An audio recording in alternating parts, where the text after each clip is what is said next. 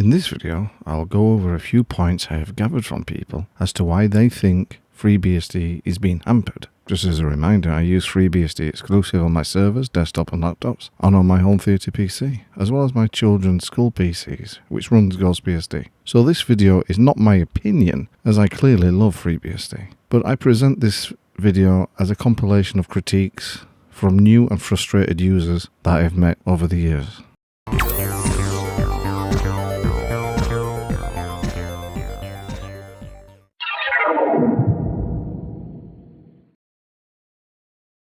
Although I have found my hardware is supported very well in FreeBSD, I often get asked about suspend, Wi-Fi, Bluetooth and sound over HDMI, and why it doesn't work in FreeBSD yet, but it works flawlessly in Linux. It's at this point that I have to tell them that it's not FreeBSD's lack of support for hardware that's the problem, but the manufacturer who isn't supporting FreeBSD. How true this is perhaps for debate on another day, but the end user just wants the devices to work, and for a modern operating system, that's a fair expectation. There is the wisdom that with FreeBSD, you have to read the hardware support list, then buy the hardware accordingly. You can't just go and buy a server or peripheral, hoping it will run in FreeBSD. If you do that basic homework, everything that runs on FreeBSD runs well.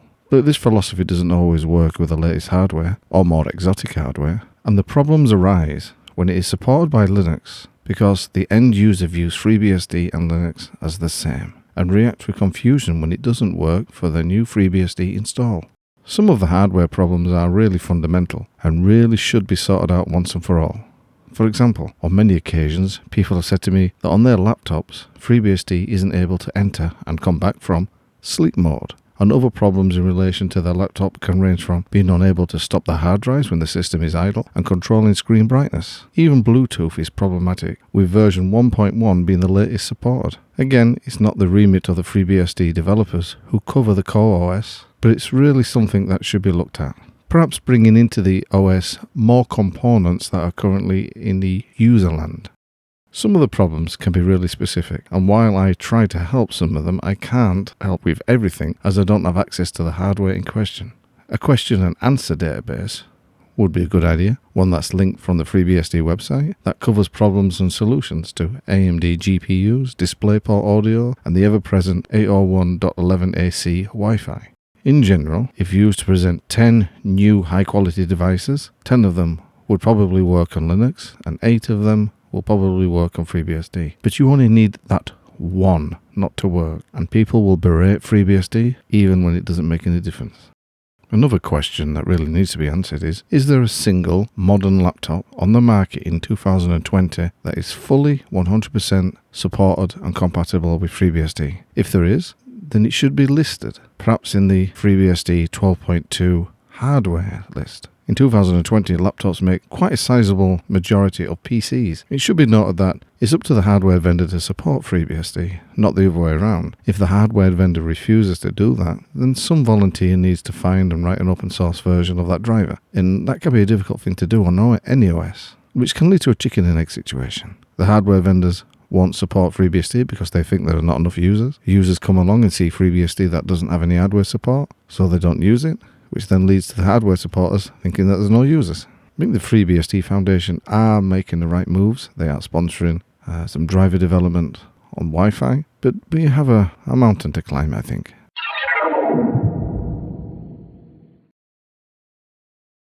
The lack of major industry standard software support means that it can be hard to get FreeBSD accepted by some IT managers, which means that exposure to FreeBSD can be limited and thus contributing to the lack of new or upcoming developers. For me personally, and for most of the people who use FreeBSD on their desktop in some capacity, the available software can and often does fulfill the needs. From video editors such as Kdenlive to audio editors like Audacity, all the way to full office suites. FreeBSD has the software. The software we all know and love is supported there, but, and it is a big but, when it comes to having FreeBSD accepted on a workstation grade level in a business, there is no support for the big proprietary software packages such as Lightworks and DaVinci Resolve, which are available in Linux. And it's the same with some free and open source software as well. VidCutter and Flowblade are not in FreeBSD. It's always hard for me to explain to a new user coming over from the Linux world why that is. I know this has nothing to do with the FreeBSD devs or the FreeBSD Foundation, who do a fantastic job, but someone somewhere perhaps should be looking into working with the vendors of both the open source software and the commercial software and getting some kind of deal done. Also, a native version of Zoom client that works. There's one in the ports, but the sound doesn't work, but it is a start. And of course, the elephant in the room, and something I get asked a lot, does FreeBSD support Steam? There's been some great attempts to kickstart gaming solutions, from Homura to a Linux Steam wrapper. But it doesn't beat having a native client, and that's unlikely to happen as the user base on the desktop is too small for Steam or Valve to consider. Which is a shame. And again, the chicken and egg situation, you won't attract people to FreeBSD to play games if there are no way to play games on FreeBSD.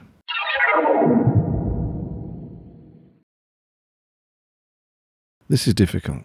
FreeBSD gets picked up and used as a base by Apple, Sony, Nintendo, and a whole host of big important tech companies, and that's fantastic. But this comes at the cost of not aiming for a perhaps more consumer-led approach. How many kids these days have heard of Linux? Probably more than that's heard of FreeBSD, and there lies the rub. You need fresh eyes and minds to keep any project going for a long time, and FreeBSD has been going for a long time, 27 years. And many of the young minds that started are perhaps not as young as they were, whereas many Linux developers are younger, picked up from at school via a Raspberry Pi. The recently released Raspberry Pi 400 is an example of a missed opportunity, I think. Canonical and Ubuntu saw it and released an officially supported version of Ubuntu for the Pi not long after the release of the 400.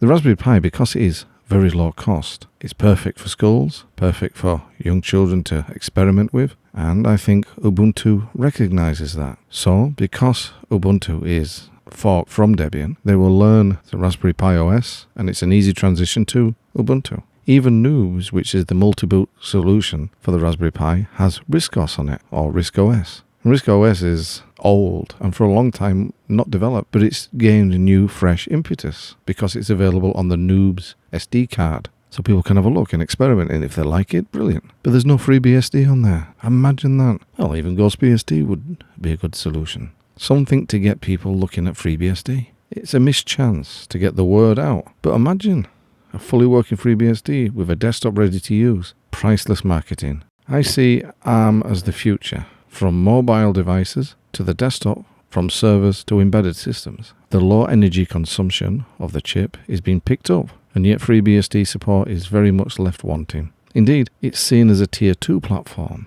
A mistake in my opinion at a time when even Apple sees the benefits of ARM. And as the developer base is getting older, the market share, as it can be defined as, is not exactly growing. It would be perhaps a good idea to pursue an educational push using the Raspberry Pi or alternative as a low-cost development draw for the younger users out there in schools, etc. Who knows what the results would be of perhaps pushing FreeBSD a bit more into the educational market or embracing ARM a little bit more than they do. But it would surely be better than risking a shrinking user and developer base, however good the operating system is.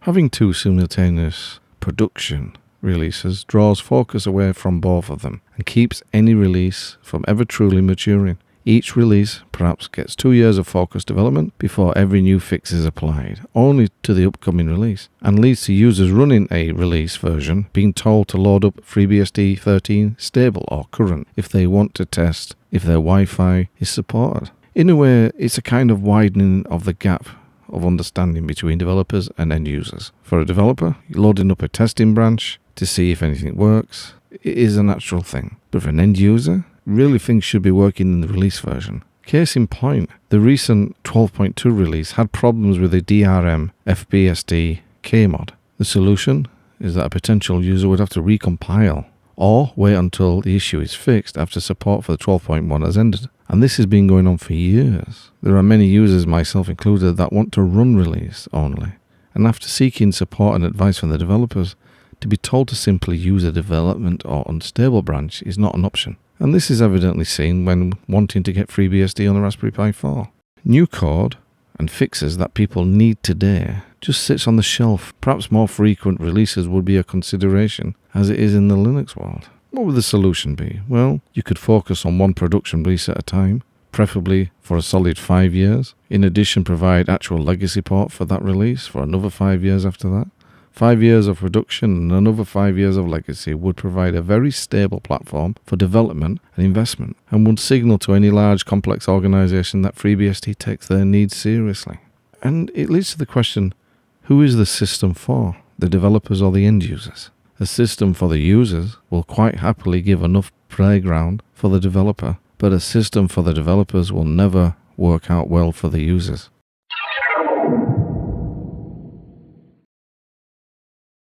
FreeBSD has often been quoted as being excellent only as a server, and I get many people saying to me that they really don't think it can be a credible desktop. I think this is a misunderstanding, and it's compounded by a lack of advertisement that it can be a credible desktop by those involved in the project. I try my best, but people do look to more official sources of confirmation, and there really isn't a lot there. Perhaps a bit more concentration on desktop usage might be a good idea. It would change people's perception that it is generally a multi-use OS. Another misconception is that FreeBSD is hard to learn, that it's for the techno elite, and it's incorrectly labelled this way due to the very technical nature of the online forums and IRC chat that you can come across.